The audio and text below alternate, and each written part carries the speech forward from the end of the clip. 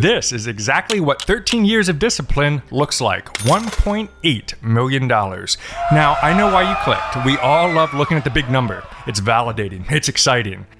But here's the hard truth I learned building it. The dollar amount, it's completely irrelevant. But the discipline is the true secret that built my wealth from over $100,000 in debt to where I am today. And today I'm sharing the exciting parts of my portfolio, stripping away the dollar signs and giving you the exact recipe behind my portfolio. This is a response to my allocation video where I ask if you wanted to see my portfolio. Oh my, well, the comment section, you guys showed up, and all I have to say to that is ask, and you shall receive. We're gonna make this fun. I'll show you the details where we fill up this bar at the bottom from $0 to 1.8. All I ask from you is to contribute to my portfolio of likes by giving the like button a little tappy. You're here for the investment part, but I'll start filling up a majority of this graph with the non-liquid assets, which is real estate. I have around $758K in real estate between a few properties that we own.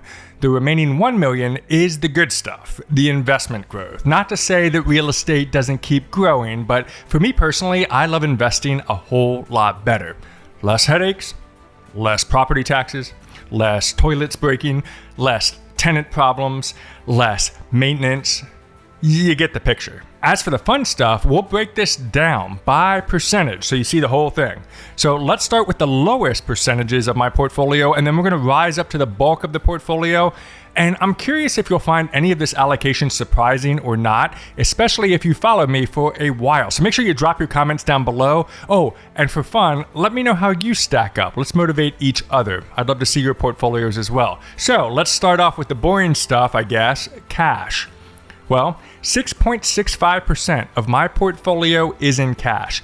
I like to have an emergency fund, but also extra money set aside for dry powder. Dry powder means the cash that I have on the sidelines ready to jump into action when the market starts going down. Some of my best gains in investing came from the CNN investor sentiment chart. If it's at fear or extreme fear, I invest, and I invest with that dry powder that's sitting in cash. Sure, my portfolio overall is going to be down, but investing during that fear is a classic Warren Buffett move and has also helped my portfolio significantly over the last few years that I've been investing.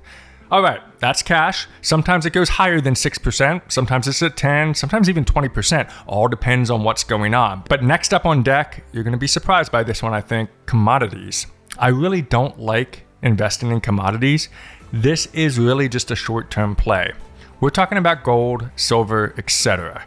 It's only 0.01% of my portfolio. So as you can tell, I don't really invest much, but I do have a little bit in gold.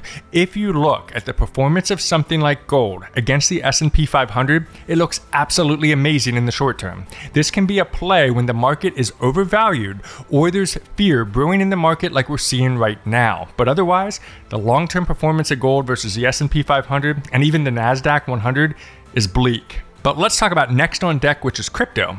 Okay, how much do you think I have in crypto? I had a decent amount of crypto in the past, but I've actually sold for a profit and scaled down my overall holdings quite a bit. Now, most of my crypto is from the $5 a day investment challenge into Ethereum. And I've been doing that since January of 2022. That total is 0.95% of my portfolio. In fact, why don't we actually take a look at my Ethereum holdings so far for my $5 a day challenge. So what we're looking at is January of 2022 until present day. And Ethereum right now, as of the recording of this video, is 2,900 per token per Ethereum. My quantity right now is 3.35 and my value is at 9,796. That represents a total growth, a total return of 2,405 or 32.56%. So by investing during the highs and the lows for the last 4 years now, that is my total. And not bad. I mean, 9,795 for cutting out something like Starbucks and instead investing it into this particular crypto. I'll take it. Now, next on deck after crypto is mutual funds, only 0.66%. The reason I don't have a lot of mutual funds is because I'm a major ETF investor. Mutual funds for me are fun when I have some extra cash in my primary brokerage that doesn't allow fractional shares. So like Webull, for example, that you can invest with as little as $5 a day. You can invest fractionally. Some of the big brokerages, it's a little bit more complicated. So what I do if I have something that doesn't equal an entire share is I invest in things like SWPXX. This is the Schwab mutual fund for the S&P 500, and it allows us to invest by the dollar. So that's what I do there. So that's why that's only 0.66%. But before we dive into the ETFs, it's single stock time. I have a random assortment of single stock. I have 3.93% of my portfolio in single stocks. Are you doing the math? That means the remainder of my liquid investments are in ETFs, 87.81%. And this is because of the 3-fund portfolio I often talk about. Currently, I'm on a 50-30-20 split for allocation, although that is not financial advice. Make sure you check out the allocation video I did for some general ideas on allocation percentages by age. What I'm really excited about, though, is how my portfolio does have a slight edge over the S&P 500, as you see right here. Now, you might ask more specifically, okay, ETFs, great. What about the $5 a day challenge into VOO? That's where it all began, right? The S&P 500 represented by VOO, $5 a day. Where does that fit in here? Well, of course, that's in that 87% of ETFs, but that alone represents just slightly under 1% of my portfolio. But let's take an updated peek on how that's doing too.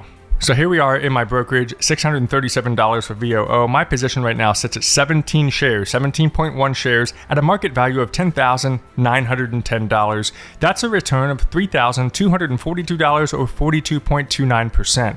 What I love about this is, again, I just gave up Starbucks. And instead of paying that $5 a day there, I put $5 a day into this. And that is a fantastic return. And just knowing that if I sold all of this right now and stopped it, I would have $10,900 to do whatever I wanted with. And that is the magic of starting small and scaling up to the portfolio that I'm sharing with you today. And by the way, even though I started with Robinhood, I'm actually primarily using Webull now. And I do recommend Webull because they have fractional shares and they don't try to make you always upgrade to things like the Robinhood Gold. So if you want to check it out, if you don't have a brokerage yet, something fun, something that you have on the app that you can follow along with me, check it out. I'll link it down in the description below. But knowing the allocation is only half the battle, the real test is what you do when that 30% growth slice drops by half overnight. Because we got to talk about the bad stuff. Can't always talk about the good stuff. 1.8 million, everything's great, fine. We got to talk about the bad stuff too. Most people have a plan until they get punched in the face by a recession. Somebody that lived through 2008 and that great recession, as they call it now, I mean, trust me, it was one of the worst things ever because you're just seeing everything just drop, and you're wondering when it's going to stop. And so because of this, I'm releasing a video explaining exactly how I would survive another 2008 style crash using the exact portfolio I shared with you today. I'm going to share with you how I use that boring safety slice to actually make more money during a collapse. So if you want to be ready for 2026, you need to see that video. Hit subscribe, turn on the notifications, and I'll see you on the next video. Keep building your Sharpe money. See you next time.